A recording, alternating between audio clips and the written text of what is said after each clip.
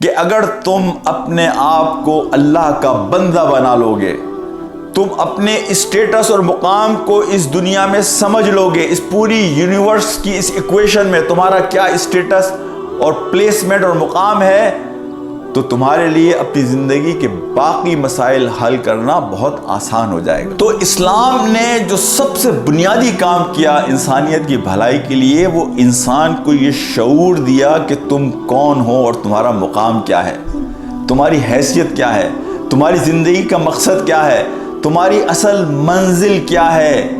یہ آگہی، یہ شعور وہ سب سے قیمتی چیز ہے کہ جس کے بغیر انسان چاہے دنیا میں کتنی ترقی کر لے، لیکن وہ نہ اس دنیا میں خوشحالی حاصل کر سکتا ہے اور نہ اس دنیا کی بعد کی زندگی میں خوشحالی حاصل کر سکتا ہے۔ تو سب سے بنیادی کام تو یہ شعور ہے کہ جو اسلام نے ہمیں دیا۔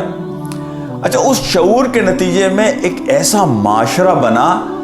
معاشرہ افراد اور بلڈنگوں کا نام نہیں ہوتا، معاشرہ حقیقت میں روایات کا نام ہوتا ہے، رویوں کا نام ہوتا ہے، سوچوں کا نام ہوتا ہے، مورلز اور ویلیوز کا نام ہوتا ہے، زندگی کی ترجیحات کا نام ہوتا ہے۔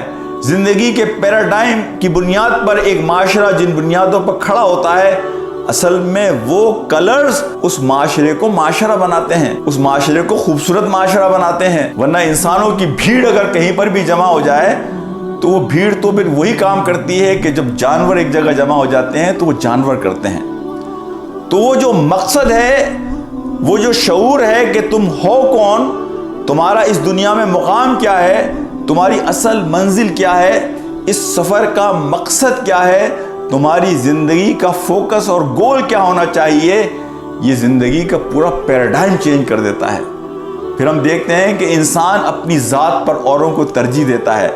انسان اس خول سے کہ وہ سیلفش ہے، سیلف لیس ہو کر وہ سارے انسانوں کی بھلائی کا پہلے سوچتا ہے اپنی ذات کے مقابلے میں۔